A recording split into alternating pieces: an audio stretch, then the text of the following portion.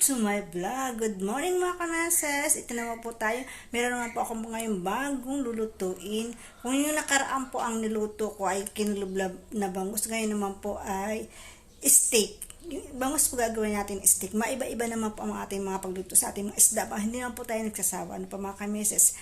At siyempre, bago po ang lahat, kung hindi po kayo nakakasubscribe sa aking YouTube channel, please subscribe na po kayo at like and share nyo na din, and huwag nyo kalimutan pinutin po ang bell para update po tayo sa aking mga videos. Salamat po mga kameses. Tara na, mag-umpisa na tayo ng ating lulutuin.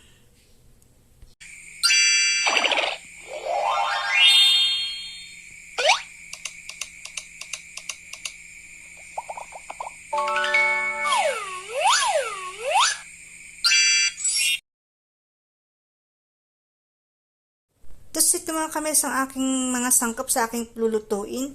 Meron po tayo ditong, ito po yung sibuyas na puti, tapos bawang. Meron po tayo itong 1/4 cup of kalamansi, saka toyo. 1/4 cup din po yan. Isama ko po ang oyster sauce para mag 1/4 cup po siya, magkasya. Meron po dito tayong 1/4 cup of water. At syempre ang ating bangus. Yan po yung binakba ako para madali ang Ganyan ko po ang paghiwa sa bangus para po maayos. Ngayon po mga kameses, mag-umpisa na tayo. Siyempre, ang unang gagawin natin ay piprituhin natin itong ating bangus. Tara! So, ayan meses, mainit ng kawali. Mag-prituhin na natin. Agoy, tumatalsik. Aral! Agoy meses, tumatalsik. Naglayo ako. Masakit tatalsik. Ayun mga kames, ang hirap. Hindi ko mabalik na tumatalsik. Mabalik ka rin kasi tumatalsik siya. Masakit pag tayo talsikan nito. Diyos ko po ready.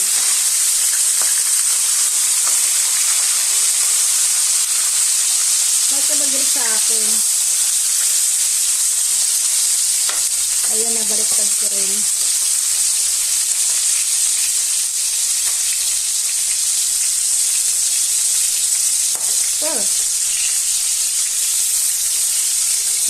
Tayo ka magalit, binabaliktad lang kita.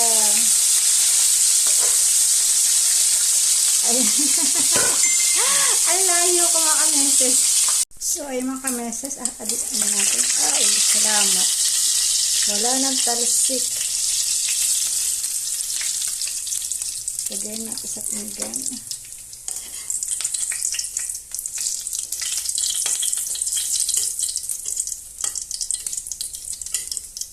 Hoy, huwag kang magpakuha ka naman. Tayak magpakuha. Ilagay pa po tayo ng ilan. Araw.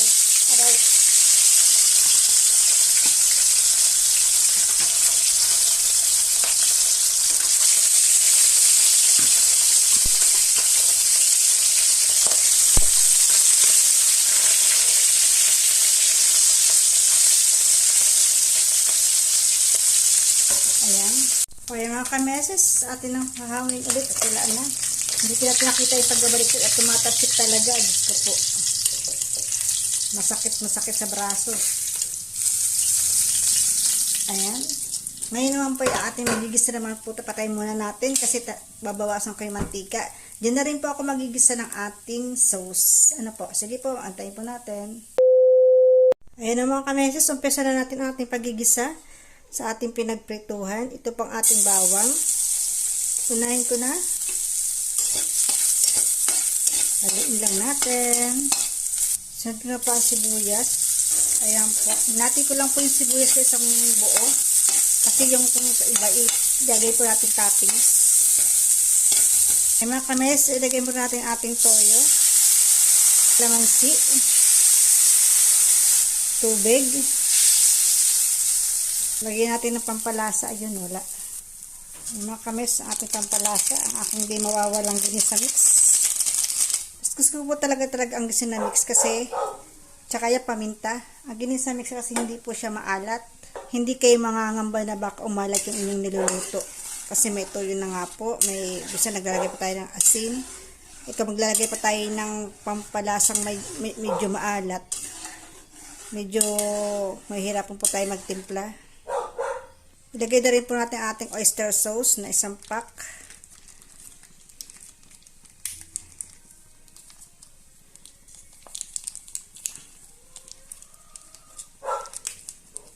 Tinamad ako maglagay ng stand, kaya hawak ko na yung cellphone ko.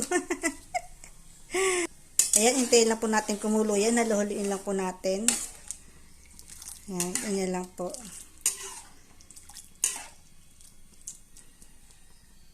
Naglagay din pa ako ng sili kasi gusto ko maanghang-anghang ang ating sauce. Mahilig po talaga ako sa maanghang. Yan lang po kasi nagpapainit sa akin. Char! At lagyan din po natin ng sugar. Ito optional lang po sa kung gusto niyo ng matamis-tamis ang inyong niluluto. Pwede niyo pong nilagyan ng sugar. Pero ako po talaga naglalagay ng sugar sa mga ganyan. Ayan, tunawin lang po natin yung ating mga sangkap. Pag kumukulo na po yan, ilalagay na po natin ang ating isda.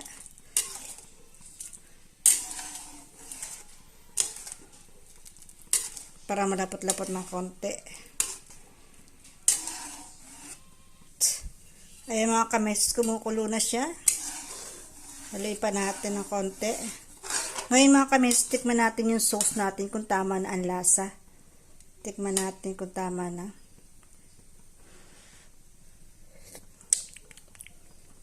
Ayan mga kameses, naglalaban na ang asim, alat at tamis at with kaunting anghang. Wow! Ang sarap na mga kameses. Ito palang sauce na to, pwede nang pantapik sa kanin, ulam na yan mga kameses. Ngayon, lalagyan na po natin ang ating isda. Lagyan na po natin ang ating isda. Mga kamis, ako nga pala nagprito din ng talong. Ilalagay ko, isasama ko din dyan parang gusto ko kasi may gulay. Mas masarap kasi pag may gulay.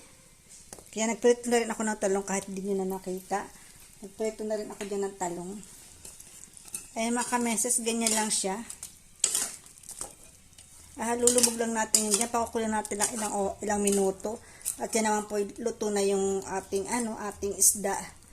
Pakukulan lang po ng ating ilang minuto at yan po okay na. Ngayon po, ilalagay ko na yung aking talong na pinirito para mas masarap kasi yung may talong. Ayan, parang gusto kasi may gulay yung ating, Ayan, napadami naman aking luto. Siguradong hindi ko ito maubos na sarap ang iba. Yung sa walang ulam dyan, pumunta pa kayo dito sa bahay. Ito pa manapadami naman aking luto.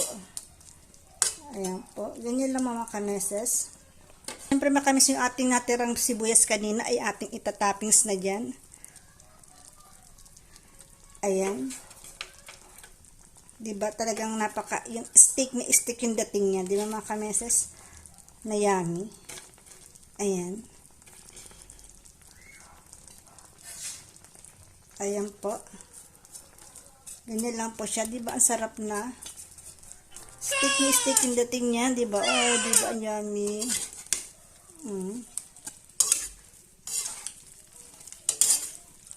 Tama-tama lang kasi kameses yung lagay ko ng yan. Kaya ang sarap talaga. Mapapawaw kasi sarap. Kaya ang ating steak na Kaya hinati ko lang kasi talaga ang sibuyas kasi sobrang mahal lang sibuyas sa mga kameses. Kaya dapat ganyan ko na lang. Isang buong sibuyas na puti yan. Madiskarte talaga sa aling marikit na matipid. Diskarte ni nanay. Diskarte ni aling marikit. Ayan mga kameses, luto ng ating bangus steak. Okay, digyan natin sa lalagyan. Patayin natin ng apoy. At yan mga kameses, luto na. Ang sarap talaga, meses. A few moments later. So, ayan mga kameses, tinan mo, ang sarap na. O, diba? Ilagyan na natin ang ating isda. Ayan. Pasando ka. Okay, ang sarap na. Diba ang sarap?